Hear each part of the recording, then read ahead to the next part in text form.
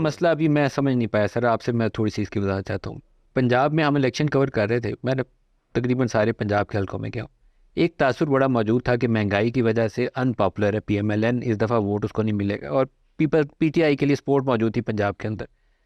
جو بھی گڑبڑیں ہوئی اس کے باوجود نون لیگ لیڈنگ پوزیشن میں نہیں ہے، اس کی ریفلیکشن ہمیں نظر آتی ہے. شہباز شریف اوپر کیسے آئے PMLN کی چوائس میں ایز پرائم منسٹر؟ تھوڑی سی اس کی روشنی ڈالیں. اس سے میں لاتعلق ہوں، کیونکہ میں اپنا ایک پوزیشن لے چکا ہوں کل، اور اب میں ان باتوں پہ کیوں ڈسکس کروں، ان پہ کیوں میں فریق بنوں. یہ اب ان کا مسئلہ جو حکومتیں بنانا چاہتے ہیں بنا رہے ہیں، وہ دوست بھی تلاش کر رہے ہیں، وہ ووٹ بھی تلاش کر رہے ہیں، اور وہ اسی راستے پہ اب چلیں گے، کام کریں گے. مجھے اس سے اب کوئی دلچسپی آپ نہیں سے رہی. رابطہ کیا انہوں نے؟ رابطہ کیا، تشریف لائے تھے شہباز شریف. پھر آپ نے کیا کہا؟ میں نے کہا جی آپ اپوزیشن میں بیٹھے، حق تو یہ ہے.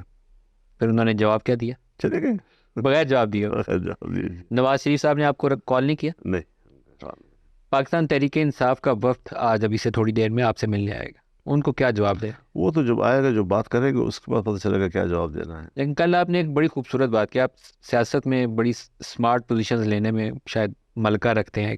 آپ نے کہا کہ ان کے جسموں سے اختلاف نہیں ہے، یہاں سے مسائل ہیں. تو اگر یہ والے مسائل حل ہو جائیں تو آپ آگے یہ ایک صحافی کے سوال پہ میرے بیان کا حصہ نہیں تھا. ایک صحافی نے سوال کیا کہ کیا اب آپ ان کے ساتھ بیٹھیں گے اپوزیشن میں، یعنی وہ بھی اپوزیشن میں ہوں گے اور آپ بھی. تو میں نے کہا وہ جسموں کا کوئی جھگڑا تو نہیں ہے کہ ہم ایک اپوزیشن سائڈ پہ بیٹھیں گے. مسئلہ تو سوچ کا ہے، دماغ کا ہے. تو وہ فرق اپنی جگہ پر ہے.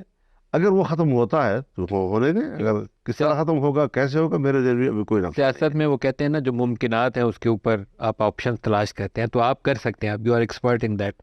وہ ایک ایشو جو ابھی سامنے آئے گا آپ کے سامنے، پاک انصاف والے پرائم منسٹر کا اپنا کینڈیڈیٹ ڈالیں گے، پھر ان کے 92 ممبرز ہیں، اگر وہ بچے رہے ان کے ساتھ سارے توڑ نہ لیے گئے تو یا وہ لیڈر آف دی اپوزیشن بنیں گے. تو مولانا فضل الرحمان ان کو سپورٹ کریں گے پرائم منسٹر کے کینڈیڈیٹ میں یا لیڈر آف دی اپوزیشن؟ ہم بالکل بھی اس میں حصہ نہیں لے رہے، نہ مسلم لیگ کی. اگر ہم کرتے پھر ہم مسلم لیگ کو کرتے، لیکن جب ہم ہے ہی نہیں اس کو ہم تحفظات کے ساتھ شریک ہو رہے ہیں، اور ود کوشچن ہم اسمبلی میں جا رہے ہیں، جس طرح پہلے بھی ہم گئے. تو اس میں تو خیر ہم نے ووٹ بھی استعمال کیا تھا مسلم لیگ نون کے حق میں، ایک باقاعدہ مشاورت کے ساتھ. جو اب تو مشاورت ہی نہیں ہے، اب تو ہم اکیلے تنہا ہیں نا. کیا ایسی لیکن اسمبلی چل پاتی؟ جی کیا ایسی اسمبلی چل پائے کہ جس میں 80 مائنورٹی گورنمنٹ، 80 اراکین والی حکومت چلا رہے ہوں گے اور باقیوں کے رحم و کرم پر ہوں گے؟ جس دن پارٹی ذرا خفا ہوئی، ادھر دیکھا انہوں نے تو حکومت نیچے. میں تو اس طرح کے حکومت بنانے کی جو حکمت عملی ہے اس کو کوئی کامیاب حکمت عملی نہیں کہہ رہا. لیکن یہ ہے کہ اب اگر انہوں نے فیصلہ کیا ہے تو یہ اس کے اچھے برے کے ذمہ دار وہ خود ہوں گے. ایک آپ کا 9 مئی کے اوپر کل سٹیٹمنٹ تھا. 9 مئی میں اسے ایکچولی یوم سیائی کہتا ہوں، جو ٹرم اس کے لیے دی گئی ہے، کیونکہ اداروں کے اوپر حملہ کرنا کوئی عقل مندی کی بات نہیں ہے، اپنے ملک کو کھوکھلا نہیں کرنا تھی.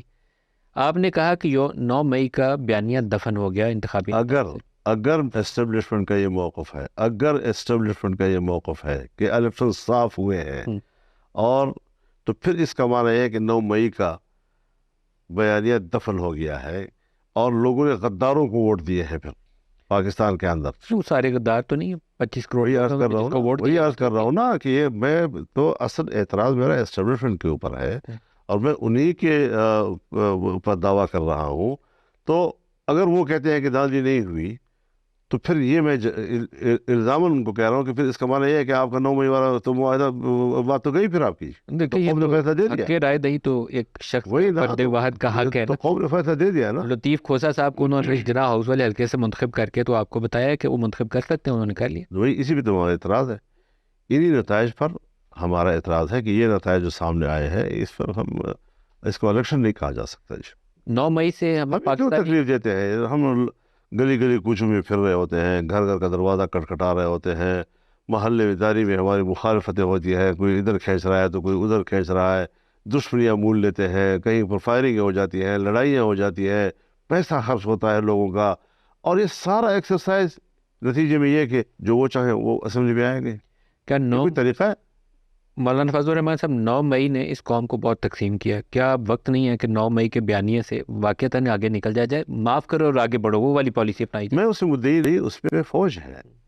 تجویز کیا کریں گے؟ مدعی اس میں اسٹیبلشمنٹ ہے، اور میں نے پہلے بھی یہ کہا ہے، آپ کو یاد ہوگا میں نے جو باتیں کچھ چیزیں میں زیادہ وضاحت کے ساتھ نہیں کہہ سکتا تھا، تو میں آپ سے یہ کہا کرتا تھا کہ مجھے مزہ نہیں آ رہا کہ میرا مخالف جو ہے وہ جیل میں ہو، اس کے ہاتھ پاؤں بندھے ہوئے ہوں اور میں کھلا پھر رہا ہوں، تو فوراً سوال ہوتا تھا کہ آپ اس کی رہائی کا مطالبہ کر رہے ہیں، تو میں کہتا تھا کہ نہیں، رہائی کا مطلب قانون کا معاملہ ہے، وہ اس میں نہیں پڑتا عدالتیں کیا کرتی ہے، مدعی کون ہے، مدعا کون ہے، عدالت کیا فیصلے کرے گی، لیکن میں اپنی بات ضرور اس حد تک کرتا رہا کہ یہ چیزیں جو ہیں وہ شاید چلیں گی نہیں۔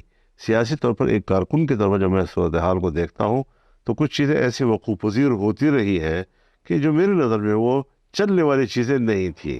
کیا معاف کر کے آگے بڑھ جانا یہ بہتر پالیسی ہو سکتی ہے؟ یہ تو چیف آف اسٹاف سے پوچھنا چاہیے، سوال تو ان سے لگتا ہے، میرا کیا تعلق ہے اس کا؟ ایز اے پولیٹیشین ہاں یہ اپنی جگہ پر ہے کہ مثال کے طور پر امریکہ میں جہاں اس قسم کی جگہوں پہ حملے ہوئے کہ ان کو ایک ریاستی مقام کی حیثیت حاصل تھی، تو وہاں پر بھی عدالتوں نے لوگوں کے خلاف فیصلے دیے، یہاں تک اس سے موت بھی دی گئی اس پہ جی۔ اگر برطانیہ میں پارلیمنٹ پہ حملہ ہو جائے یا بکنگھم پیلس پہ حملہ ہو جائے تو اس کو وہ کیا سمجھیں گے؟ یہاں پر ان کے ایک سفارتکار آئے تھے میرے پاس، تو وہ اس قسم کی باتیں کر رہے، میں نے کہا اگر آپ کے یہاں ایسا حملہ ہو جائے آپ کیا کریں گے؟ تو جہاں تک تعلق ہے ریاست کا، ریاستی اداروں کا، ہمارے دل میں ان کے لیے احترام ہے۔ سیاست میں کیوں آتے ہیں؟ ہم ان کا احترام کریں گے، وہ ہمارا احترام کریں، ہم ان کو سپورٹ کریں گے، وہ جمہوری نظام کو سپورٹ کریں، لیکن یہ کہ مداخلت کر رہے، اگر میرے پاس اتنا ذرا بھر کا بھی اختیار نہیں ہے کہ میں کسی ایک عام فوجی سپاہی کے بارے میں کوئی رائے دے سکوں ان کو، اور یہ پھر مداخلت تصور ہوگی اور یہ قانون اور ان کے نظام کے خلاف ہوگی، تو کیا یہ سیاست کی دنیا میں کوئی نظم و ضبط کی ضرورت نہیں ہے؟ کوئی آئین نہیں ہے؟ کوئی قانون نہیں ہے یہاں پر؟ مولانا فضل الرحمان صاحب، ایک چیز جو شاید ایک پاکستانی قوم کو اس وقت بہت تقسیم کر رہی ہے، وہ عمران خان کا وہ بیانیہ تھا جو ان کو حکومت لیتے وقت سے پہلے سے ہی انہوں نے اسٹیبلش کرنا شروع کر دیا، اسٹیبلشمنٹ اس کو سپورٹ بھی کرتی تھی، تو ان کے علاوہ سارے چور ڈاکو ہیں۔ ابھی وہ جیل میں، لیکن بیانیہ تقریباً ابھی بھی اسی کے اوپر ہے کہ پیپلز پارٹی سے بات نہیں ہوگی، نون سے بھی نہیں ہوگی، ایم سے بھی نہیں ہوگی۔ سیاسی طور پر مجھے یہ بہتر آپشن نہیں لگتی، پیپلز پارٹی سے بات کر کے مجھے نہیں معلوم کہ انہوں نے یہ بات کیوں کہی ہے، کیونکہ میرا تو ان سے کوئی رابطہ نہیں ہے، اور نہیں ہمارے اندر کوئی ایسی انڈرسٹینڈنگ ہے کہ میں ان کے فلسفے کو سمجھ سکوں، ان کی بس حکمت عملی کو سمجھ سکوں۔ تو یہ انہوں نے کیوں کیا ہے اور کس طرح انہوں نے اس کو طے کیا ہے، یہ تو انہیں سے پوچھا جا سکتا ہے کہ انہوں نے یہ بات کیوں کہی ہے۔ لیکن یہ ہے کہ بات چیت تو دنیا میں چلتی رہتی ہے، بات چیت میرے پاس شہباز شریف صاحب وغیرہ آئے تھے، تو یہ تو نہیں کہ انہوں نے مجھ سے ملاقات کی، احترام اپنے دل میں نواز شریف کو بہت احترام کرتا ہوں، اب بھی احترام کرتا ہوں، آئندہ بھی احترام کروں گا، بڑے اچھے مراسم ان کے ساتھ میرے رہے ہیں، مل کر کام کیا ہے ہم لوگوں نے، تو جو اچھا وقت کسی کے ساتھ آدمی گزارے تو پھر زندگی بھر اس اچھے وقت کی قدر کرنی چاہیے۔ کیا نواز شریف پاکستانی سیاست میں ابھی ریلیونٹ ہیں یا ریلیونٹ ہو جائیں گے؟ میرے خیال میں وہ پاکستانی سیاست کا حصہ ہیں، اور پاکستانی سیاست میں ان کو رول ادا کرنا چاہیے، ان کا حق بنتا ہے۔ میں اصول سے کبھی اختلاف نہیں کروں گا، اصول اپنی جگہ پر جو میرے لیے ہے وہ ان کے لیے بھی ہوگا، جو اپنے لیے پسند کرتا ہوں دوسرے کے لیے بھی پسند کرتا ہوں۔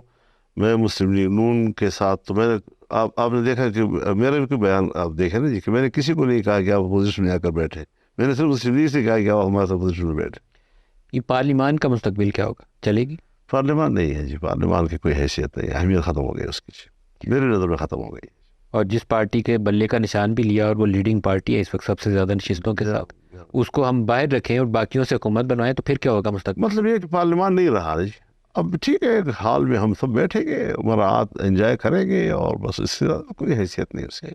فیصلے کہیں اور سے آئیں گے، پالیسیاں کہیں اور سے آئیں گی، ہم بیٹھے ہوئے جو ہے وزیر اعظم بھی کہلائیں گے، اور لیڈر آف اپوزیشن بھی کہلائیں گے، اور وزیر بھی کہلائیں گے، اور اسپیکر بھی کہلائیں گے۔ عمران خان کی حکومت کو ہائیبریڈ نظام کہا گیا تھا یہ کیونکہ اس سے ڈبل ہے، یہ ڈبل یہ ڈبل ہے، ہائیبریڈ پلس ہو گیا، یہ ڈبل پلس ہو گیا جی۔ تو یہ ہائیبریڈ پلس، تو اگر عمران خان کا نظام تباہی والا نظام تھا تو ہائیبریڈ پلس کیا ہوگا؟ مجھے کچھ روشنی نظر نہیں آ رہی، ایک کارکن کی حیثیت سے جتنا میرا تجربہ ہے اس ملک کی سیاست میں، اور دور دیکھا ہے میں نے جنرل ضیاء الحق سے لے کر آج تک، اس خاردار وادی سے میں نکلا ہوں، اور کیا کیا مراحل میں نے دیکھے ہیں، کیسے کیسے میں نے मार्शल भी देखी है, डिक्टेटर्स को भी देखा है, जमहूरियत को भी देखा है, हुक्मरानों को भी देखा है, उनके मिजाज को भी देखा है। सब चीज़ों को सामने रखते हुए मुझे इस वक्त के पार्लियामेंट का कोई मुस्तकबिल नज़र नहीं आ रहा। मौलाना साहब, ये गुफ्तगू जारी रहेगी, एक ब्रेक ले